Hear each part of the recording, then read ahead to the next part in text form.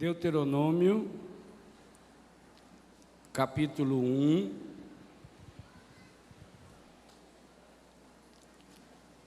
versos 28, 30. Deuteronômio, capítulo 1, versos 28 seguintes. Para onde iremos? Nossos irmãos fizeram-nos perder a coragem, quando nos disseram ter visto um povo maior, de estatura mais alta que a nossa, e cidades grandes e fortificadas, cujos muros se elevavam até o céu, e até mesmo filhos de Enassim, significa gigantes. Eu vos respondi: não vos assusteis, não tenhais medo deles. O Senhor vosso Deus, que marcha diante de vós, combaterá Ele mesmo em vosso lugar, como sempre o fez, sob os vossos olhos no Egito e no deserto. Egito e deserto são os dois grandes referenciais do povo de Deus. Egito, o lugar da escravidão, da dominação. Deserto, o lugar da dificuldade, da dor, do sofrimento, da garra, da luta, da falta de horizontes novos. Ele mesmo combaterá em vosso lugar, como sempre o fez, sob os vossos olhos, no Egito e no deserto. No deserto, tu mesmo viste como o Senhor teu Deus te levou por todo o caminho por onde andaste.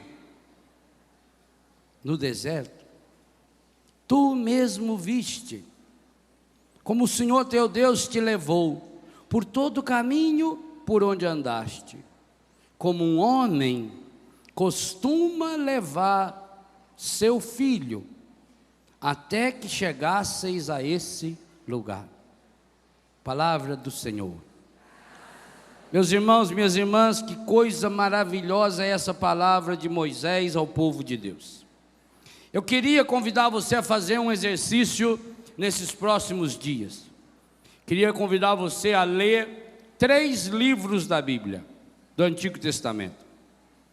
Cada dia leia 2 ou 3 capítulos. Eu leio 4 capítulos todo dia, no mínimo. Queria que você lesse o livro de Deuteronômio. Antes, queria que você lesse o livro do Êxodo, depois o Deuteronômio e depois o livro de Josué. Se você quiser entender bem as bases veterotestamentárias, Antigo Testamento, dessa força de Deus que é a cura interior, e essa proposta que o padre Jonas está nos convidando, e aqui também já tem um sinal. Uma das minhas alegrias é ver que esse livro hoje já se encontra nas livrarias dos grandes shoppings, nas grandes livrarias. Graças a Deus. Porque aqui está um projeto de vida que é para mim como padre, é para você, para você, para você, e também para aqueles que vão atrás desses livros de autoajuda. Aqueles que vão atrás da autoajuda agora poderão encontrar a ajuda do alto.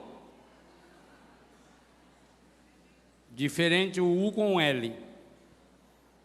Você quer um livro de autoajuda? Busque então a ajuda do alto. Para você entender bem as bases daquilo que o padre está nos ensinando aqui. E que, como ele coloca na 4ª edição, tornou-se também para ele um livro de cabeceira. O que é um livro de cabeceira? É aquele que eu tenho acesso fácil em 2 momentos da minha vida, quando eu me deito, que eu estou cansado. Quantas vezes a pessoa deita cansada, não consegue dormir porque se alimenta do que não presta. Fica vendo filme até pornográfico, ou briga com a pessoa. Ter um livro de cabeceira significa que antes de eu dormir, e por isso que ele vem com orelha. Orelha para você deixar marcada a página. Então, antes de eu dormir, eu abro aqui, estou lendo hoje essa página, a página 31. Vou dormir, estou muito cansado, mas é impossível, não dá tempo de você abrir aqui o livro e ler. Fugir é levar o problema para mais longe, onde provavelmente a solução ficará mais difícil. Pronto, fecho o meu livro, põe na cabeceira, durmo alimentando o meu espírito com essa palavra. Mas se é livro de cabeceira, há um segundo momento que eu preciso abri-lo. Qual? De manhã, quando eu acordo. A primeira coisa que eu vou alimentar meu coração é com o meu livro. Eu vou retomar o mesmo pensamento de ontem. Ou quem sabe vou ler assim: Deus estava realizando um milagre na vida de Isabel, um sonho. Em vez de reagir, Isabel perturbou-se. Sua reação foi esconder-se, fugir. Enquanto eu estou escovando o dente, enquanto eu estou tomando meu banho, enquanto eu estou me arrumando, eu estou me preparando para o trabalho, não é? Você que trabalha de terno e gravata, você põe a gravata, dá o nó, você dá uma ajeitada no cabelo. Nós que temos a triste missão de fazer a barba diariamente, enquanto eu estou me preparando para o meu dia, eu estou retomando uma palavra de combate, uma palavra de luta. E esse é o segredo que eu queria trabalhar com vocês nesse segundo momento da manhã. O grande segredo para a pessoa não desistir é como essa pessoa alimenta o seu coração. Por que eu pedi que você lesse esses 3 livros? O livro do Êxodo, você vai perceber a trajetória do povo de Deus, que é a minha e a sua. O livro do Êxodo é um paradigma, é um modelo que serve para mim e para você, e o próprio Jesus fez essa experiência. Como Moisés levantou a serpente no deserto, assim será levantado o Filho do Homem. É tão fundamental aquilo que o Êxodo conta. Eu vou ficar quieto para não atrapalhar a conversa de ninguém. Pronto. É chato, né? A gente atrapalhar a pessoa que quer conversar, quer falar uma coisa para o outro. O livro do Êxodo é tão fundamental que na noite da vigília pascal, a leitura da travessia do Mar Vermelho não pode ser deixada de fora nunca. Por quê? Porque cada um de nós é chamado a uma eterna travessia, a sair da nossa escravidão, a sair da dominação, a sair daquilo que nos oprime. E isso tem que ser dinâmico. E o livro do Êxodo mostra isso, que é um processo, que é uma caminhada, que não é automático, que não é apertando um botão, que não existe controle remoto para os problemas, para as dificuldades, para as dores, que você precisa passar pelos problemas, ultrapassar, ir além, mas que essa caminhada é uma caminhada dolorida, difícil, porque lê o livro do Deuteronômio. O livro do Deuteronômio mostra que, isso que nós acabamos de ler, se você não se alimenta da palavra, se o seu livro de cabeceira não é a palavra de Deus, ou um livro feito esse, inteirinho baseado na palavra de Deus, esmiuçada, e ainda o padre trabalha temas específicos à luz da palavra, temas referentes a esse grande tema, a luta pessoal para resolver os problemas da vida íntima, para resolver, não só para esconder os problemas, não para colocar um pano quente. Eu vou descobrindo que sem uma palavra que me anime, eu desisto. E por que ler o livro de Josué? O livro de Josué mostra aonde esse povo chegou. Esse povo chegou na terra prometida. Moisés não entrou na terra, mas Moisés vislumbrou essa terra. E a ordem que Moisés dá para, é o finalzinho do Deuteronômio, A ordem que Moisés dá para Josué, primeiro capítulo de Josué, versículos 7, 8 e 9, vai acontecendo agora o tempo todo. Eles vão tomando posse dessa terra. Esse é o grande processo da minha e da sua vida. Primeiro nós precisamos sair daquilo que está nos escravizando, seja um vício, seja um pecado, seja uma lamúria, seja uma situação difícil, seja lá o que for. Eu preciso entrar numa caminhada. Essa caminhada, a Bíblia diz, é desértica. Significa que é difícil, significa que muitas vezes você não tem horizontes, que muitas vezes você não sabe a saída, e que se você não tiver uma linha que conduza você no deserto, você não tem saída. Eu tive essa experiência esse ano na Terra Santa. Quando nós saímos do Egito para ir para Israel, eu disse ao coordenador do grupo: nós queremos parar, eu quero parar para celebrar a missa no mesmo lugar que nós paramos ano passado.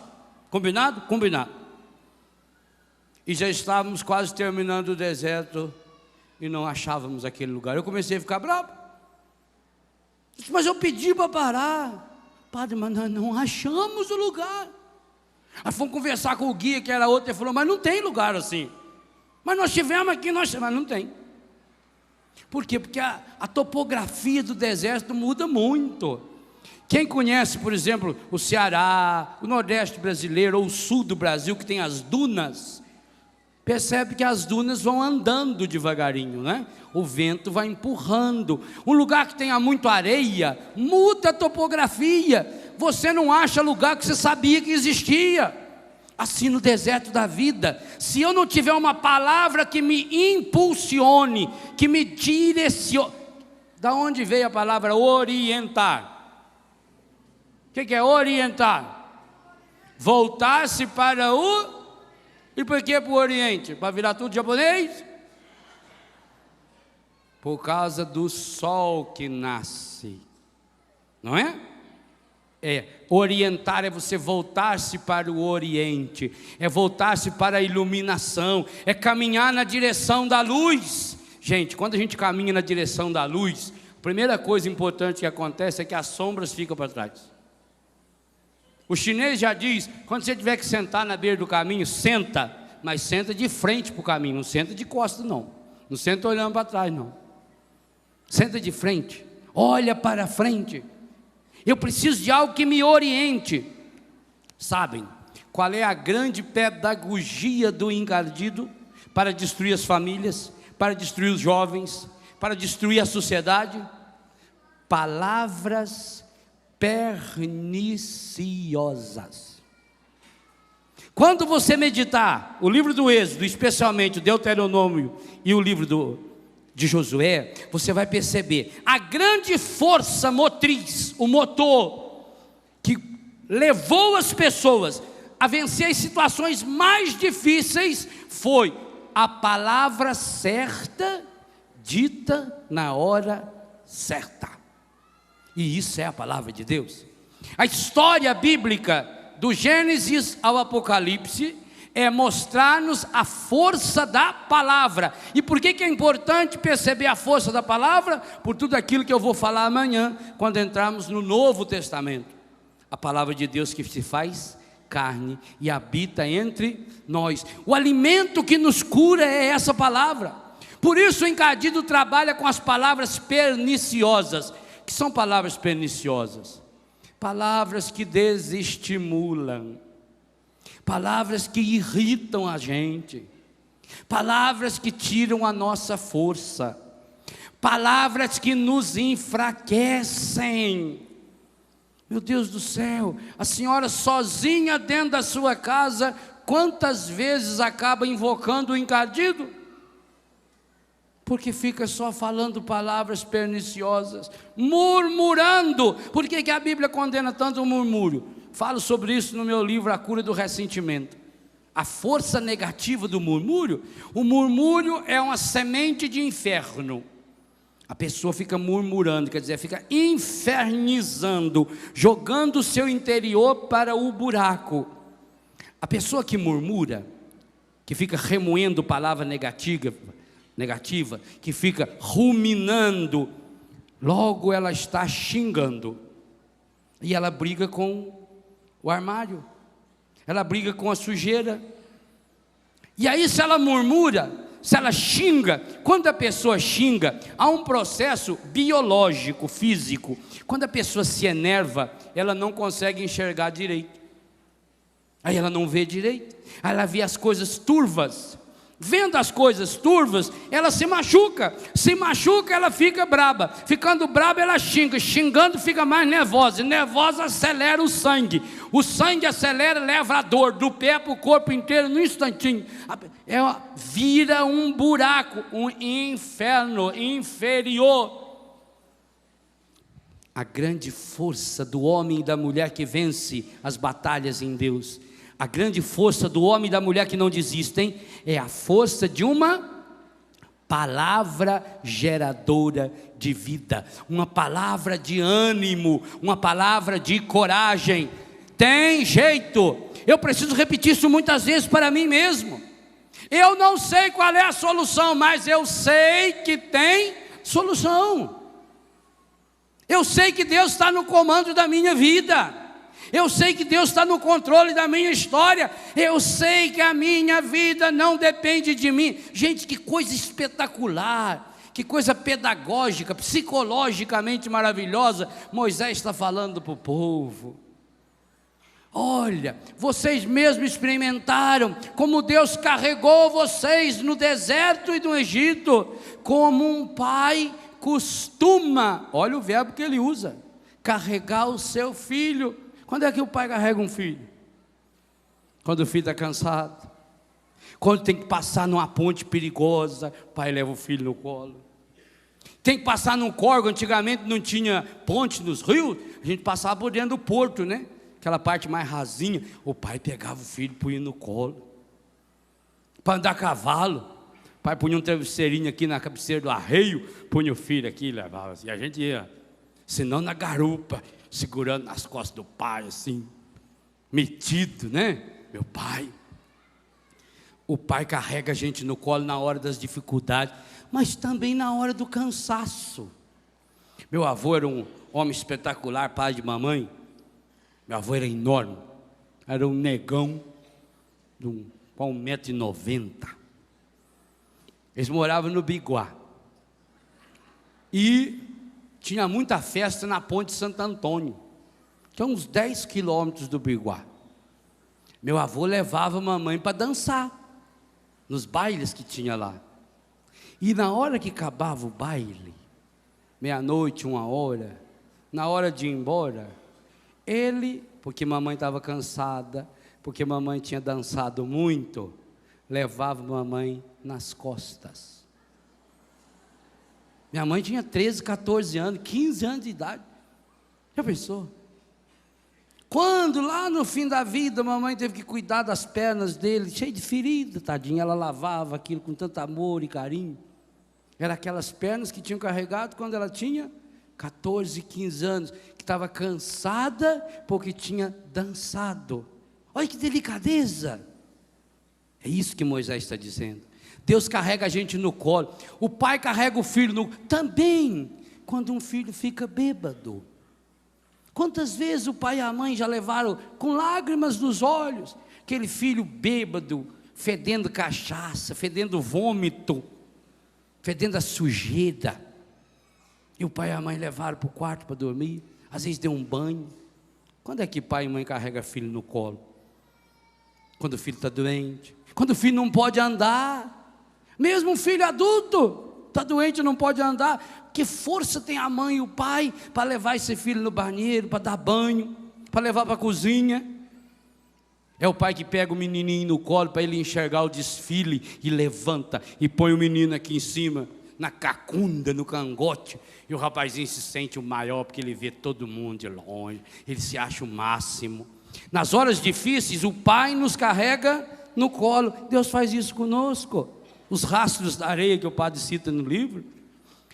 Moisés está dizendo para o povo: você não pode se esquecer disso. Agora, como é que eu faço para não me esquecer? Tem gente que diz assim: ai, padre, eu tenho uma memória muito ruim, eu esqueço fácil. Meu irmão, quem tem a memória ruim não consegue esquecer. Quem tem memória boa consegue esquecer fácil. Porque dois corpos não podem ocupar o mesmo lugar no espaço. A memória é espacial, ela é física. Para você colocar uma coisa nova na memória, você tem que esquecer coisas antigas. E nós acabamos nos esquecendo das coisas boas. Nós acabamos nos esquecendo das palavras fortes que ouvimos no catecismo da vida, de nossos pais, da igreja. E fomos nos acostumando com as palavras perniciosas, com as palavras desanimadoras, com as palavras que fazem você enxergar a realidade de forma distorcida, de forma errada. Conversamos isso ontem à noite, que distorce a verdade, que distorce a pessoa, e que vai colocando uma sobrecarga, e a pessoa vai ficando pesada, e nessa hora, como ela não tem mais a palavra que anima é o contrário de desanima, a palavra que orienta, a palavra que impulsiona, aí a pessoa entra em depressão.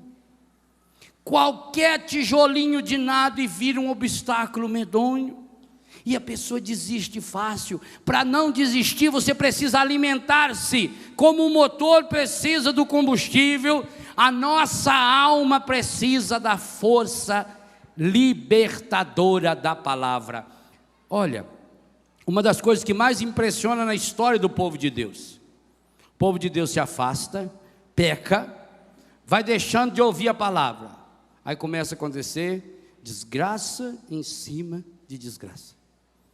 Todos os mensageiros de Deus que aparecem na história, nos momentos chaves, Moisés para libertar o seu povo, Josué, e assim você vai, Neemias, Ezequias, os profetas, até chegar em Jesus, João Batista, que nós falávamos ontem, todos eles aparecem no momento, ensinando. Eu falo sobre isso num livro que Deus me deu a graça de escrever esse ano, chamado Roteiros Bíblicos de Cura Interior.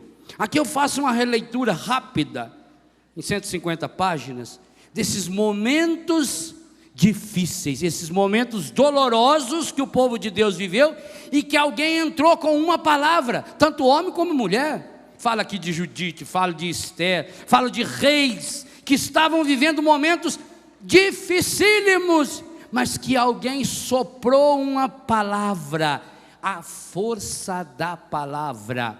A palavra de Deus tem força. O livro de Macabeus diz exatamente isso. A força que as boas palavras podem impulsionar num coração. Está lá no segundo livro de Macabeus, capítulo 15, a partir do versículo 11. A força que uma palavra revoluciona. Por que que o povo de Deus aprendeu? Davi fez uma contribuição espetacular na história do povo de Deus, marcou essa história até hoje. Quando a gente vai a Israel, a gente aprende um monte de coisa. Em uma semana você aprende aquilo que se fizesse curso de Bíblia durante 10 anos, você não ia aprender. A gente vê os judeus rezando os salmos, aí a gente entende como é que a oração do salmo é rítmica. Eles só cantam os salmos, mesmo sozinhos. Por isso eles estão lá em frente do muro da lamentação, estão lá no túmulo de Davi, estão com o rolo dos salmos. Olha o movimento que eu estou fazendo. Estão o tempo todo rezando com o corpo assim. E vão cantando, como os gregorianos cantam, o canto gregoriano que vai cantando em reto tono, os monges, né? O Senhor é meu pastor, nada me falta, em verdes pastagens me faz repousar, junto às águas tranquilas Ele me leva. Né? A mente grava. Então, é um ritmo. A gente vê que eles cantam com o corpo. Alguns se balançam. Você sente que deve ser um salmo de louvor que eles estão cantando, quando eles balançam mais rápido. Outros eles balançam mais devagar. Alguns o ritmo do corpo está suave. A renovação carismática recuperou essa graça, de você cantar com o corpo, de você cantar com os braços, de você fazer o seu corpo entrar em Deus. Mas por quê? Porque a ciência hoje explica. Eu falo nesse livro aí dos Roteiros Bíblicos, na introdução dos Salmos inclusive, a força de uma palavra boa para curar o organismo, e o contrário. Eu explico ali, por exemplo, como é que a raiva causa diabetes. Sabia disso? Por que a ciência não revela isso? Está aqui. Isso é pesquisa científica. Eu não inventei, não. Não sou besta também de inventar algo que eu não sei. Ao menos você tem que saber o que você está falando. Por que eles não trabalham isso? Porque as indústrias que os mantêm não têm interesse nenhum em que você seja canalizador de palavras de vida. Uma palavra repetida no consciente, no inconsciente, no subconsciente da pessoa. Uma palavra da memória, o livro da cabeceira. O livro da cabeceira. Uma palavra da memória que você alimenta com a força. Um versículo, no Seja Feliz Todos os Dias, eu separei o Antigo e o Novo Testamento, escolhendo um versículo para cada dia, para a pessoa que não tem muito tempo. Quantos testemunhos eu recebi, gente, de curas, de milagre, mas milagre mesmo, de gente que começou a praticar, ler um versículo por dia, e alimentar a força, sabe, é aquele gancho que tira você. Quando chega aquela situação, e eu costumo dizer sempre, ela chega, que nos falta o pé, que nos falta o chão, gente. Que força é essa que nos anima, que transforma uma desgraça em graça? E outra, que transforma a dor de 1, 2 ou 3 na alegria de muitos. A pessoa que tem a palavra certa na hora certa. Eu busquei a palavra mais certa. Se você está buscando essa palavra mais certa, você tornar-se-á um vencedor nessa luta. Você vai resolver os problemas, porque a palavra de Deus, ela é dinâmica. Basta você ver quantos CDs tem aí de música na Canção Nova. Ache, por favor, um CD vendido aqui no Davi, que não seja todas as músicas baseadas na palavra de Deus. Todas. Inclusive a taipa do fogão. Você vai encontrar, se quisesse, podia escrever do ladinho de cada frase, qual é o versículo bíblico que alimenta. A palavra tem que ser cantada. Eu gostei demais desse disco que o Nelson vai lançar, porque as 12 músicas do disco têm ritmos, estilos absolutamente diferentes. Tem música para criança, tem música para jovem, tem música para quem mora na roça, tem música para quem mora na cidade, tem música para quem gosta de forró. Essa capacidade de cantar a vida, de saborear a vida de Deus, de passar os detalhes da vida, como ele está escrevendo nesse livro, para fazer você alimentar o seu coração. Você não pode imaginar como uma palavra, gente, é isso que segura a gente. O problema é que a gente nem sempre grava o que Deus está nos falando. Vou dar um exemplo que eu vivi há poucos dias com a morte da Juscelia. A Ju morreu no dia 28, no dia 3 de setembro, 7º dia da sua morte, eu estava nos Estados Unidos.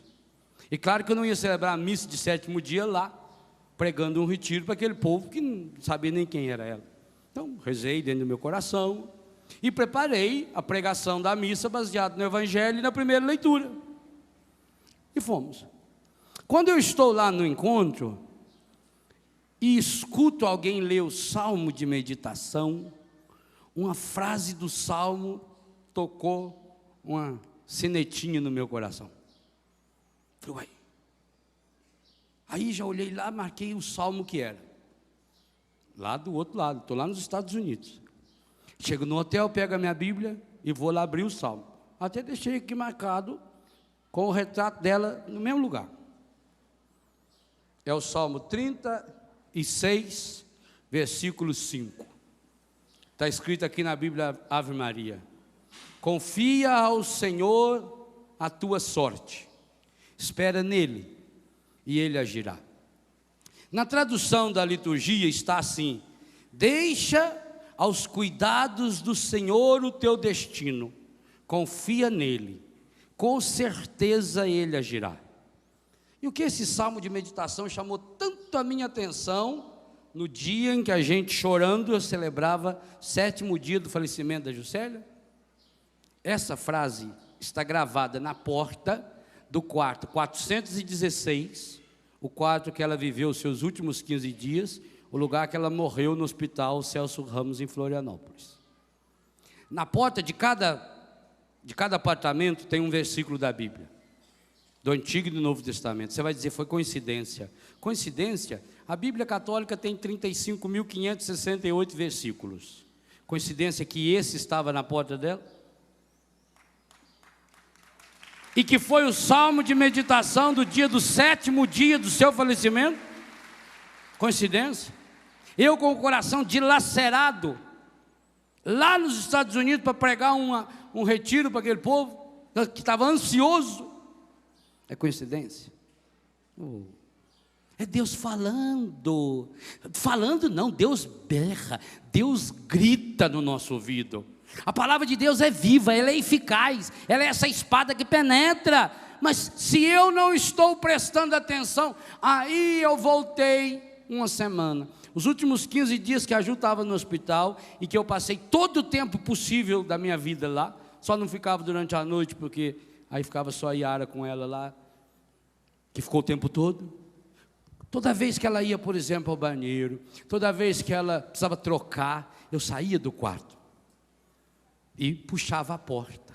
E toda vez que eu puxava a porta, eu lia esse salmo: confia o teu caminho no Senhor, espera nele e ele agirá. Então, nunca ando sem meu tercinho, eu ficava lendo 5, 6 vezes, gravava na cabeça e ficava andando naquele corredor do hospital. Confia no Senhor o teu caminho, confia nele, espera nele, ele agirá. Claro, eu estava rezando isso na certeza de que ela ia sair dali comigo para casa, que eu ia levar ela de volta para Betânia.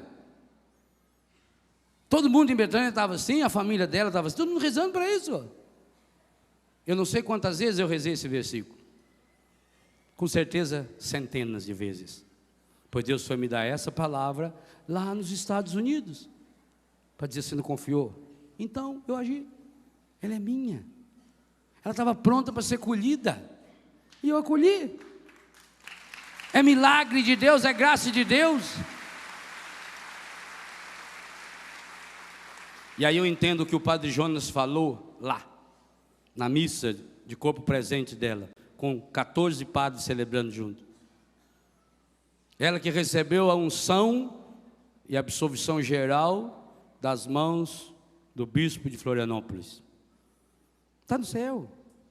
Aí eu entendo, gente, nós temos que fazer releitura. Dói a morte? Misericórdia. Esse ano eu conto para vocês, está sendo duro. Perdi papai, perdi a Ju. Hoje de madrugada, perdi uma filha. Ligaram aí no intervalo, avisando a Marlis. Anteontem, eu fui arrumar o quarto para ela, porque ela foi com o marido para o hospital, e eu fui arrumar o quarto na casa que eu vou morar agora. Arrumei o quarto para ela. Ela não vai morar naquele quarto. Engraçado, o quarto do lado eu arrumei, onde a Juscelia morava. Quarto de baixo, Dona Marlis ia morar. Papai, é duro? É, mas para nós que temos a palavra de Deus, chora, e eu choro, mas choro para valer. Ah, vocês não sabem como é bom se chorar. Por exemplo, no ombro do Padre Jonas, no ombro dos meus irmãos padres, do Padre Vicente, dos meninos padres que ela ajudou a formar, que foi madrinha. Chorar no ombro da minha mãe, como é gostoso chorar no ombro da mãe. É quente. Chorar no ombro da minha irmã, chorar no ombro dos meus filhos de Betânia e eles chorando comigo. Até os cachorrinhos choram com a gente. A natureza chora com a gente. Mas chora em Deus. Aonde você chora? Você chora. Principalmente vocês homens aí, que fingem não chorar. Que pena, vocês choram nos lugares mais feios do mundo. Quantos de vocês choram no boteco, na rua? Quantos de vocês choram na zona? Quantos? Pior, quantos vão chorar nos quintos dos infernos? Poderá ser eu ou você. porque não temos uma palavra que nos alimenta. Nós já sabemos que vamos morrer, eu sei. Logo eu vou perder mamãe, vou perder meus irmãos, eles vão me perder, talvez eu morra hoje, amanhã, daqui um ano, daqui 10, isso pouco importa. O que interessa é que por onde eu passar eu tenho que deixar um rastro de Deus, para que quem vier atrás ache esse caminho. É isso que dá sentido à vida, tem jeito. Agora, cuide com aquilo que você reza. Cuide. Juscelia, quando foi para Betânia, e eu falei isso no dia que ela faria aniversário, que eu fui celebrar na casa do pai e da mãe dela, no dia 1º de setembro, 5 dias depois da morte. Juscelia, quando foi para Betânia, uma engenheira linda, maravilhosa, que usava umas roupas chiques, andava de salto alto até para subir escada de construção, cheio de anel. Não tem nenhuma foto dela assim. As fotos dela, e vocês que iam lá em casa sabem, é de avental, chinelo de dedo. Ela se entregou inteira. O dia que os meninos começaram a chamá-la de mãe, ela que nunca teve filho, perdeu o útero. Porque não cabia um filho dentro do útero. Se ela era mãe de 300, para ter 300 filhos tem que arrebentar o útero, e ela arrebentou. Ela foi para o céu arrebentada, fisicamente arrebentada, mas cercada de graça, e está levando muita gente, e vai levar muita gente para esse céu, porque a pessoa que está em Deus, ela não morre, ela só muda de lugar, ela continua. Agora papai, Ju, dona Marlis, e os seus amigos e amigas, parentes que estão em Deus, só chega para eles as coisas boas. Quem está em Deus só vê o que é bom. Agora eles estão unidos a nós. A Igreja Católica Apostólica Romana proclama a fé na comunhão dos santos e na vida eterna. Significa que nós estamos de mãos dadas, que a morte não nos separa, que ela nos une, mas a morte só nos une em duas coisas: ou naquilo que você se uniu em Deus, ou naquilo que você se uniu no demônio.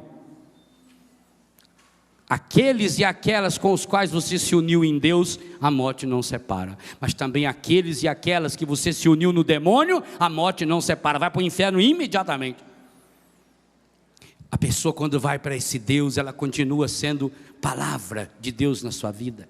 Você começa a perceber. Por isso que você não desespera, você chora, você fica triste, você fica amargurado, dá uma saudade. Saudade eu tenho do papai. Nossa, mãe.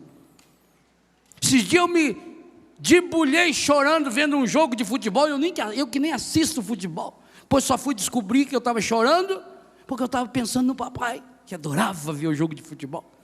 Como dói essa saudade. Mas como é bom lembrar o cheiro do papai, o olhar, o jeito que o papai convidava para ir comer, a alegria com que ele nos recebia. Isso não tem preço, e isso é algo que me entusiasma e fala: não, eu vou me encontrar com eles, porque agora eu tenho obrigação de ir para o céu. Se eu quiser ver papai, se eu quiser ver Juscelia, eu, Léo, só tenho uma solução: eu tenho que ir para o céu. Porque tanto do papai como da Juscelia, Padre Jonas falou publicamente que eu estou no céu. Então agora eu estou danado.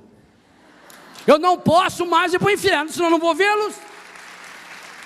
Senão eu vou ficar lá de baixo olhando e eles lá em cima. Você quer reencontrar-se com seus amados? Vá para o céu. Sabe por quê? É o único lugar que você pode reencontrar. Porque Deus o livre e guarde. Se um deles for para o inferno e você for também para o inferno, no inferno ninguém se encontra.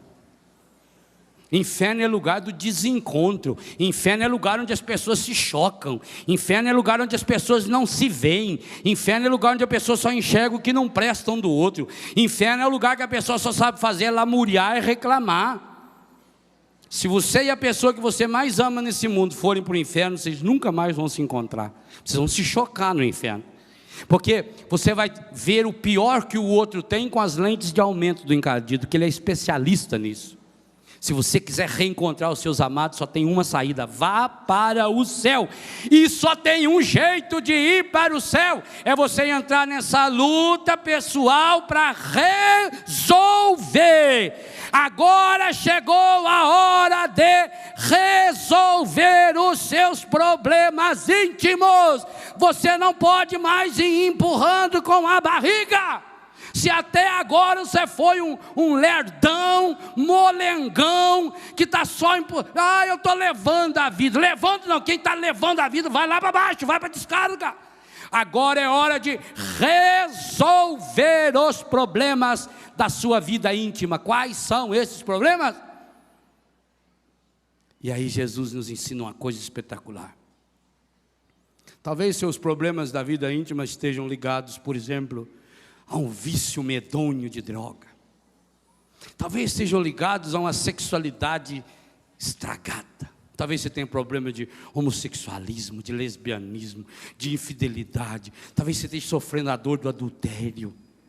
Talvez o seu problema seja o apego às coisas materiais, às cobiças. Talvez seu problema seja roubo.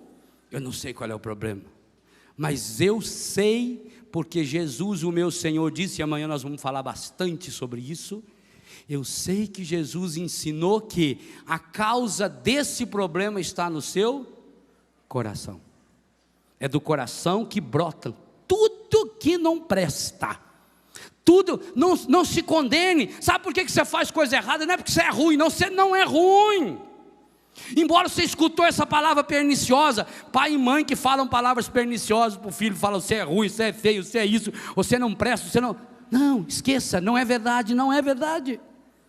Você faz coisas erradas. Sabe por que até hoje você não venceu essa merda desse homossexualismo que leva você lá para aquele cafundó onde o Judas perdeu as botas, aquela escuridão do pecado? Sabe por que até hoje você não venceu essa sua cobiça, que faz com que você não saboreie mais a sua vida e queira mais? Sabe por que até hoje você não venceu esse espírito de infidelidade, de adultério, de desânimo? Porque o seu coração está ferido, o seu coração está machucado. Tem jeito. Se você entrar nessa luta pessoal, você vai resolver os problemas da sua vida íntima. Eu quero resolver os meus problemas da vida íntima. Como é que eu sei quais são os problemas da vida íntima? São aqueles problemas que acompanham você quando você está sozinho. Grava essa frase. Se um dia eu ficar importante, você põe essa frase e escreve embaixo: Padre Léo falou. Os problemas da vida íntima são aqueles problemas que nos perseguem, que nos acompanham, mesmo quando a gente está sozinho. Tanto faz positivo como negativo. Num hotel, em New Jersey, na América do Norte, no dia 3 de setembro, 11h30 da noite, ajoelhado, eu louvava a Deus, chorando com lágrimas nos olhos, por causa desse versículo do Salmo. Graças a Deus que na minha vida íntima, o que ficou da Ju foi essa palavra. Agora imagine se eu tivesse levado aquilo que até muita gente falou, tivesse levado um pecado dela comigo, ou tivesse feito ela viver num pecado. Estaria lá comigo também, lá nos Estados Unidos, lá no Japão. Eu encontrei gente brasileira que está no Japão com um sério problema da vida íntima. Um senhor veio conversar comigo lá, chorando porque não tem força para mudar de vida, porque largou a família num lugar do Brasil aí, e hoje está lá vivendo de forma errada, adulterina. Encontrei gente com esse mesmo problema lá nos Estados Unidos, em Portugal, alguns casos. Nos Estados Unidos, no ano passado, encontrei um casal de jovem, que o pai e a mãe dos dois acreditam que eles estejam vivendo para a evangelização dos brasileiros, e eles estão morando feito marido e mulher lá. A vida íntima é isso, é aquilo que me acompanha quando eu estou sozinho, quando eu estou longe. Sabe aquela palavra que fica ruminando na sua cabeça quando você está deitado na cama? Por que que muitos de vocês têm um medo danado do silêncio? E eu falava ontem da intimidade. Porque o silêncio grita. Por isso que tem gente que entra dentro do carro, liga o rádio. Mesmo se está com gente junto. Vai buscar. Teve uma senhora que foi me buscar no aeroporto. Aí eu pedi com muita delicadeza, às vezes eu consigo. Podia desligar o rádio, por favor? Porque se quer escutar música, então para quem for me buscar, fica em casa escutando música, eu vou de táxi embora. Não é assim? Agora, precisa escutar alguma coisa, pede licença, vamos ouvir isso aqui, vamos ver aqui a CBN, para ver se nós podemos ir por ali. Escutou? Depois desliga, vamos conversar. Não é errado escutar música, escutar notícia, não, que é isso? Mas vou dizer uma coisa para você, mesmo que seja música cristã, mesmo que seja o CD mais lindo do mundo, você tem que desligá-lo. Eu não tenho aparelho no meu quarto de tocar CD, de tocar fita, e não quero. Eu escuto no rádio do carro. Para quê? Eu preciso entrar no meu quarto, eu preciso ter um lugar de silêncio, onde eu pego a minha Bíblia e leio, onde eu olho uma das pinturas que eu tenho, onde eu brinco com o meu cachorrinho, onde eu tomo um banho demorado e vou pedindo para Deus me lavar. A vida íntima é aquilo que fica comigo quando eu estou sozinho. Quem está com você quando você está sozinho? Não responda, por favor. Pensa. Porque senão não é íntimo. Intimidade a gente não mostra para os outros. Quem está com você quando você está sozinho? Quais os pensamentos que ocupam a sua cabeça quando você acha que não está pensando em nada? Outra definição de vida íntima é aquilo que você pensa quando não está pensando em nada. Aí você vai descobrir sua intimidade. Você já observou? Eu não sei se você já teve um dia a infelicidade de pecar. Se você já teve essa experiência um dia de pecar, observe que os piores pecados são aqueles, e os que a gente mais repetem, são aqueles que a gente gesta no pensamento. Eu não falei sobre isso ontem, o padre também fala isso no livro. Aliás, tudo que eu estou falando aqui está no livro do padre, e eu conto do meu jeito. Já aproveitando que ele não está podendo falar, só a gente, ó, desce o julep, né? E ele não pode nem defender, dizendo, não, eu não falei isso, não está lá no livro, não. Então compra o livro e vê se está ou se não está, pronto. A vida íntima, eu vou murmurando, ruminando, eu vou alimentando, eu vou conversando comigo, aquilo que está escondido lá dentro de mim, eu gesto. Então, os pecados que mais nos derrubam, são aqueles que nós gestamos com maior facilidade. Você já notou que antes de você cometer o pecado lá, você o comete aqui? Ah, quando eu encontrar o Diego, eu arranco a cara dele. Antes de eu dar o soco nele aqui, eu dei um soco aqui dentro de mim. Então, comece a dar um abraço nele, dentro do seu coração. É assim que a gente cura. Você não consegue. Diego me ofendeu muito, ele me machucou. Ele falou muito mal de mim, e eu não consigo. O padre pediu para eu dar um abraço nesse menino, mas eu não consigo. Então, eu vou achar alguém para justificar. Por que eu não gosto do Diego? Por que eu não consigo abraçá-lo? Eu não tenho razão. Olha para você ver. Ele falou de mim, e foi lá no Camboriú, mas desceu a lenha em mim lá para o padre Fernando. Ficaram os dois. Olha para você ver se é certo isso. Eu não tenho que enfiar um murro na cara desse rapazinho para ver se ele acorde para falar para os outros. Não é assim que a gente faz? A gente está gestando o pecado. Então eu não consigo abraçá-lo. E não adianta eu vir também querer dar um abraço de crocodilo, de tamanduá nele. Ou aquele sorriso amarelo, né? Sorriso amarelo é porque de ser sorriso de japonês, que todo japonês vai vir. Eles falam sorriso amarelo. O japonês não dá gargalhada, fala, assim. Você contar uma coisa boa para ele.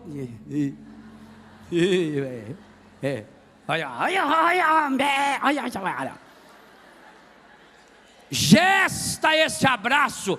Eu estou com raiva do Diego, eu estou com raiva dele, estou. Senhor, me perdoa, eu estou com raiva dele. Ele falou de mim, mas me ajuda. Agora eu começo a imaginar como é que vai ser o meu encontro com ele. E começo a abraçá-lo na minha cabeça, no meu coração. Eu vou gestar, fecundar e gestar o abraço nesse menino. na minha mãe, no meu pai, no meu irmão, na minha sogra, no meu sogro, no meu inimigo. Dentro do meu coração eu o abraço. Gente, a Bíblia conta a história do pai que gestou a festa inteira para o filho que voltava. Ele não sabia que o menino ia voltar. Ele não tinha nenhuma certeza, muito pelo contrário, objetivamente falando, ele tinha dados de que o menino não voltava. O menino pediu herança, foi embora para um país distante, gastou tudo. Mas dentro do coração do pai, o pai nunca alimentou mágoa do menino. O irmão alimentou, o pai não.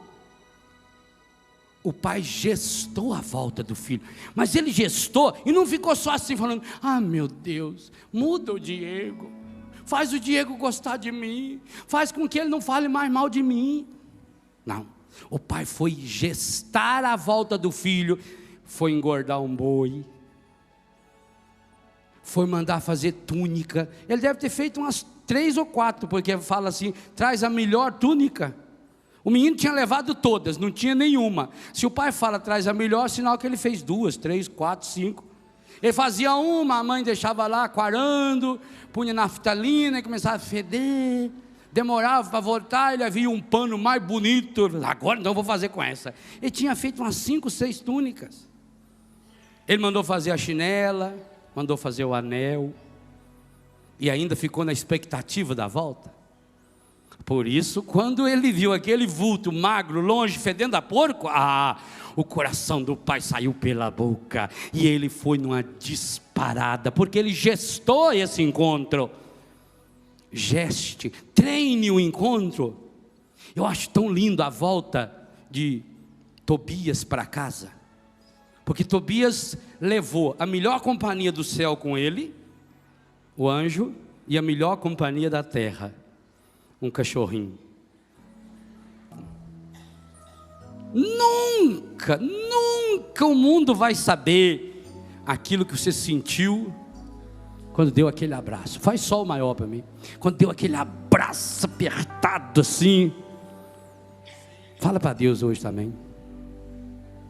Alô, meu Deus, fazia tanto tempo que eu não mais te procurava. Alô, meu Deus, senti saudades tuas e acabei voltando aqui. Andei por 1000 caminhos e como as andorinhas eu quis fazer meu ninho em tua casa e repousar. Embora eu me afastasse e andasse desligado, meu coração cansado resolveu voltar. Eu não me acostumei nas terras onde andei. Eu não me acostumei nas terras onde andei. Alô, meu Deus, fazia tanto tempo que eu não mais te procurava. Alô, meu Deus, senti saudades tuas e acabei voltando aqui. Gastei a minha herança comprando só matéria, restou minha esperança de outra vez te encontrar. Voltei arrependido, de coração ferido, mas volto convencido que este é o meu lugar. Eu não me acostumei, diz pra Deus, nas terras onde andei. Eu não me acostumei nas terras onde andei. E eu não me acostumei nas terras onde andei. Eu não me acostumei nas terras onde andei. E você não vai se acostumar mesmo. Enquanto você andar longe de Deus, bobagem. queira ou não queira, você carrega Deus dentro de você. No fundo você está buscando Deus.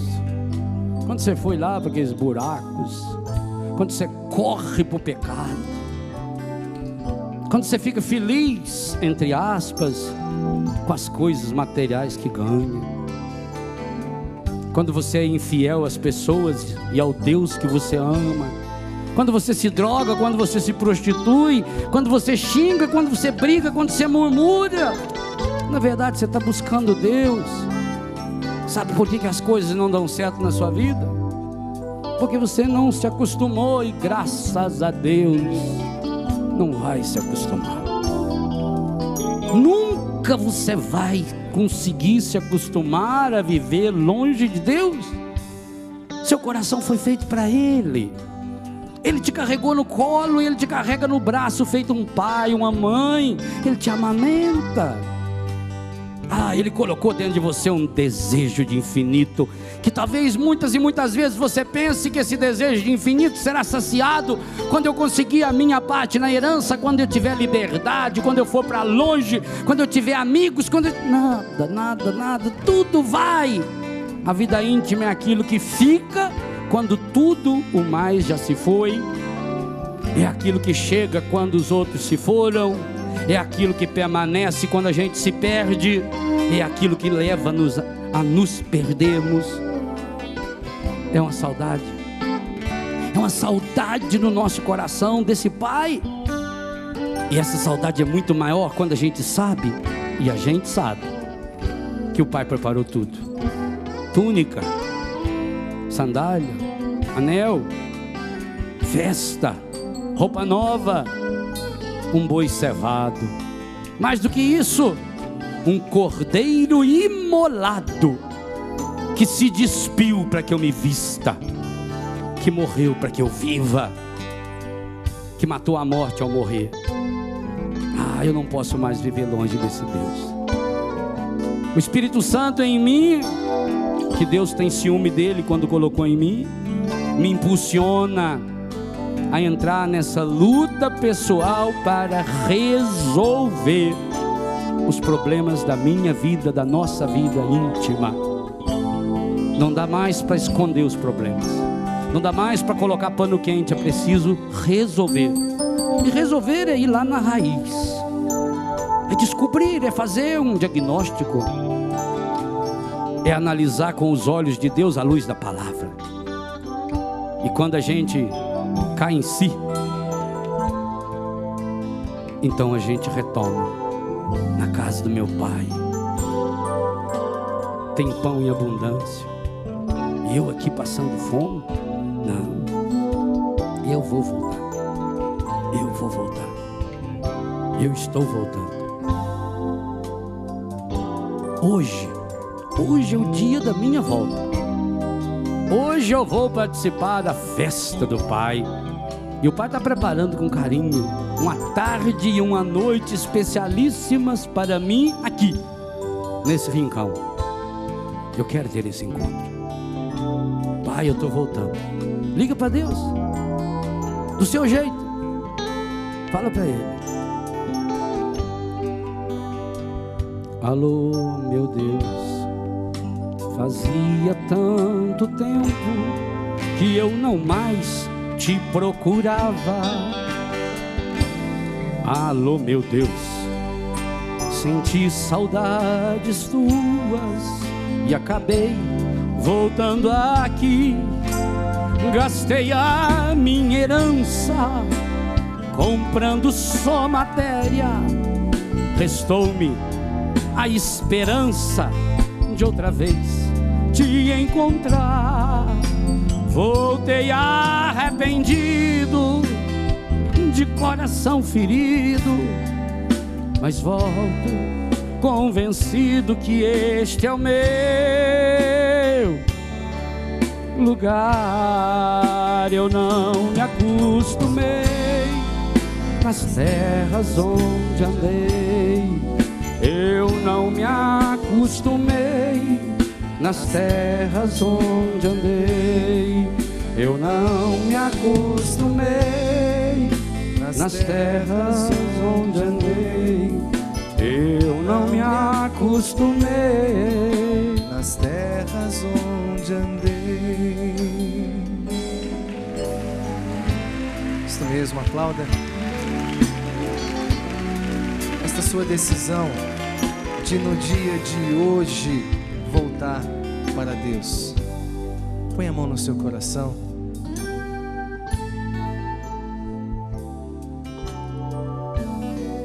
E peça mesmo do fundo do seu coração esta graça de não desanimar diante da decisão que você tomou. E diga mesmo: Senhor, eu quero voltar para Ti. Eu quero voltar para Ti. Hoje é o dia da minha volta. Hoje é o dia da minha volta. Não importa o que passou. Não importa o que passou. Não importa o que ficou para trás. Não importa o que ficou para trás. Hoje é o primeiro dia. É o primeiro dia da minha volta para Ti. Da minha volta para Ti. E eu quero voltar para Ti, Senhor. Eu quero voltar para Ti. Todos os dias da minha vida. Todos os dias da minha vida. Porque milhares de situações. Vão querer me convencer do contrário. De que não adianta. De que não tem jeito. Mas eu sei, Senhor. Que tem jeito. Por isso eu volto para Ti. Hoje, Senhor. Por isso eu vou voltar para Ti, Senhor. Amanhã, Senhor. Por isso eu sempre voltarei para Ti, Senhor. Porque eu sei que contigo está a minha esperança. Está a minha força. Está o meu amor. Está a minha esperança. Contigo, Senhor. Está a minha fé. Em Ti, Senhor. Está a minha fé. Cantemos. Eu não me acostumei. Eu não me acostumei nas terras onde andei. Eu não me acostumei nas terras onde andei. Eu não me acostumei nas terras onde andei.